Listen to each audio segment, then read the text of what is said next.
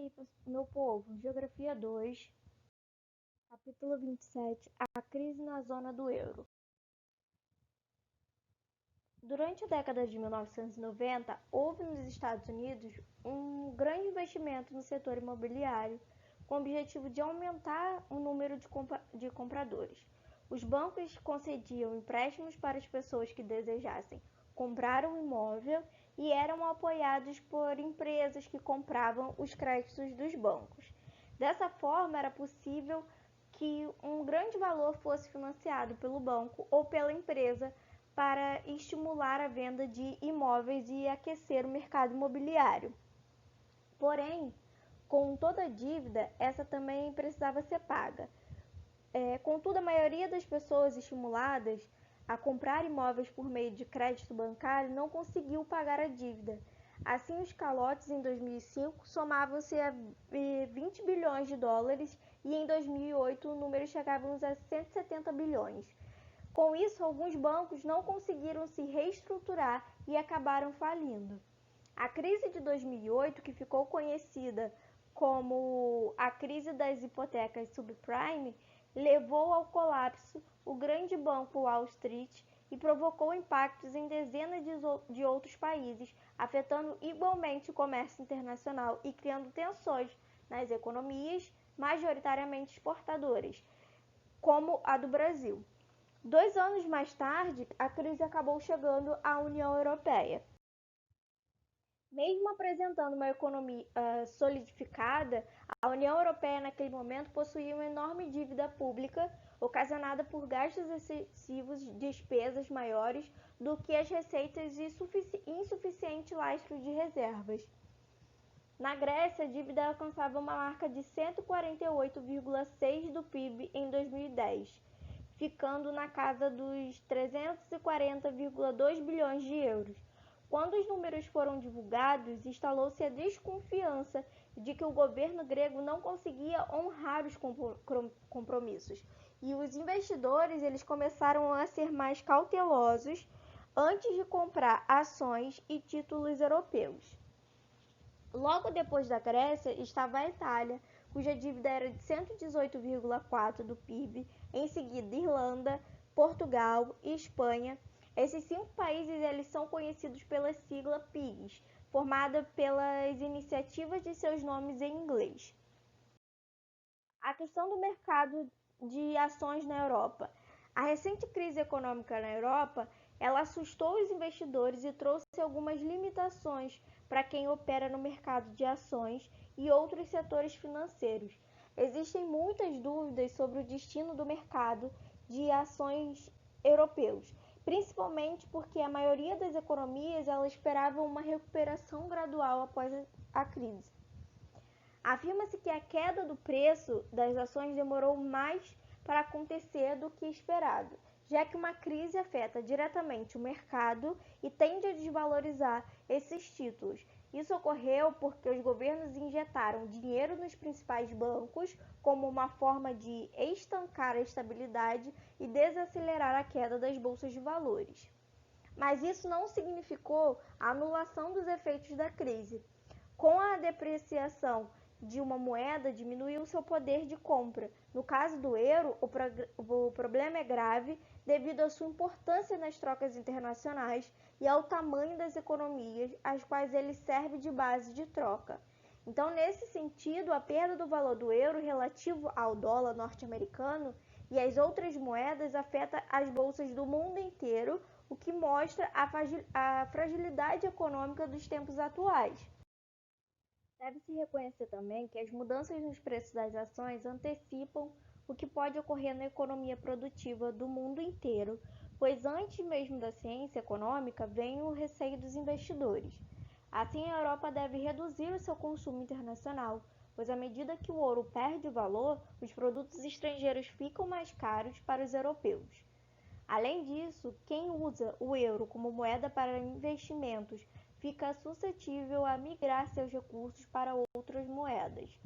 Dessa forma, podemos notar que a relação entre o valor do euro e das ações fica bastante evidente. Quando o valor do euro cai, os preços das ações também diminuem no mercado internacional. Dentro desse contexto, pode-se pensar que é importante, até para os Estados Unidos, dar auxílio à Europa para diminuir a possibilidade de uma grande recessão mundial. Não é possível ter certeza do que vai acontecer com o mercado de ações daqui a alguns anos, porém deve-se entender que os períodos de crise são comuns ao ciclo econômico capitalista vigente no mundo. Os PIGs. A imprensa britânica criou um termo para designar a economia dos principais países atingidos pela crise. PIGs é referente ao grupo de nações estremecidas pela crise formado por Portugal, Irlanda, Grécia e Espanha. A partir de 2011, o acrônimo ganhou mais uma letra e passou a ser usado como PIGs, referindo-se à Itália, que também foi abalada pela crise. Posteriormente, a Grã-Bretanha foi adicionada ao grupo, que se tornou PIGs. Esses países apresentavam, antes mesmo da crise financeira, gastos públicos além do que seus governos eram capazes de bancar. A situação piorou com a crise, pois ela gerou maior instabilidade exatamente no momento em que os governos precisavam aumentar seus gastos para não serem tão abalados financeiramente. Após a crise, esses países ficaram marcados por gerarem temor aos investidores quanto à capacidade dos governos de conter o alto déficit fiscal. O gasto maior do que a arrecadação é pagar suas dívidas. Internacionalmente, isso significa que esses países eles representavam um grande risco de não saldar eventuais empréstimos, o que faz com que o euro fique vulnerável e instável. Com esse país fazendo parte da zona do euro, não podem usar a estratégia financeira utilizada pela maioria das economias em crise, que é desvalorizar a moeda para atenuar a recessão econômica. Para isso, esses países teriam que abandonar o euro e adotar uma moeda própria. Em 2010, o acrônimo passou a ser usado para se referir aos efeitos da crise da União Europeia. A sigla STUPID se refere aos países que seriam afetados em efeito dominó em caso de falência da Grécia. Espanha, Turquia, Reino Unido, Portugal, Itália ou Irlanda e Dubai. Na época, a presença do Reino Unido nesse grupo gerou grande preocupação no país, criando a necessidade de planejamento do governo para não ter maiores problemas no orçamento. Para os países do grupo, o momento era de aumentar sua credibilidade no cenário internacional para atrair investidores de forma que não haja maiores cortes nos tesouros dos países. O TAFTA e a relação com os Estados Unidos. O Acordo Transatlântico de Livre Comércio, cujo acrônimo é TAFTA, começou a ser discutido em 2013 com o objetivo de estabelecer um livre comércio entre os Estados Unidos e a União Europeia. Porém, o TAFTA chegou efetivamente ao conhecimento da população em 2014, durante a campanha eleitoral para as eleições europeias. Se for consolidada, a Zona de Livre Comércio será o maior acordo comercial da história, com 800 milhões de pessoas e duas potências que representam cerca de 40% do PIB mundial, com 1/3 das transações comerciais do mundo. O TAFTA também é conhecido pelo TTIP, PTCI ou GMT. As normas do governo abrangem os campos sociais, ambiental, técnico, comercial, de legislação trabalhista, de regulação das finanças, de educação, de segurança e de proteção de dados digitais. O caráter protecionista dos países europeus, maior do que os Estados Unidos, é o principal problema encontrado para a consolidação das regras, o que faz com que os países não cheguem a uma definição de um critério para a criação do regulamento. Além disso, dois outros problemas já foram ressaltados durante as negociações. Um é o fato de elas serem feitas longe dos olhares da opinião pública. O outro é que a sua filosofia prevê que as legislações dos Estados Unidos e da União Europeia respondam às normas de livre comércio estabelecidas pelas grandes empresas europeias e norte-americanas. A consolidação do bloco teria diversas consequências a curto, médio e longo prazo que podem ser compreendidas a longo prazo. De maneira geral, os acordos do TAFTA se assemelham aos estabelecidos pelo Tratado de Maastricht, em 1993, o qual define que os países europeus devem manter seus déficits públicos abaixo de 3% do PIB, sob pena de sanções do bloco. Os acordos comerciais eles são usados como reforma dentro dos países para alterar a dinâmica do cenário global.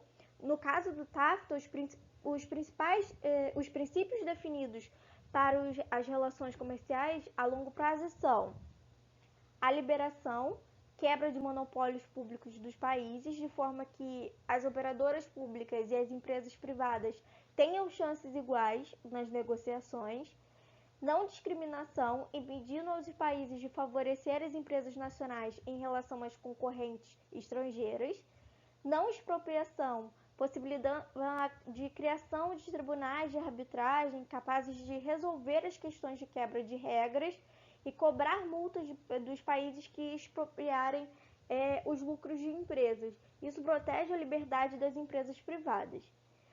Ainda é possível defender ou rejeitar esses acordos, que mesmo estando em harmonia com as políticas defendidas pela Europa, podem dificultar possíveis manobras de governos futuros.